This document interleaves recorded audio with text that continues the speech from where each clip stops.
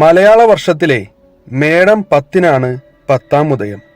അന്നേ ദിവസം സൂര്യൻ അത്യുച്ച രാശിയിൽ വരുന്നു. സൂര്യൻ ഏറ്റവും ബലവാനായി വരുന്നത് ഈ ദിവസമാണത്രേ. കർഷകർക്ക് വളരെ പ്രധാനപ്പെട്ടതാണ് ഈ ദിവസം. പണ്ടൊക്കെ വിഷു ദിവസം പാടത്ത് കൃഷിപ്പണി തുടങ്ങും. കൃഷിപ്പണികളുടെ തുടക്കമായി പാടത്ത് ചാലിക്കീറലാണ് വിഷു ദിവസം ചെയ്യുക. എന്നാൽ ഏത് വിളവിനാണെങ്കിലും വിത്ത് വിതയ്ക്കാനും തൈ നടാനുമൊക്കെ തിരഞ്ഞെടുക്കുന്നത് 10-ാം ഉദയ ദിവസമാണ്.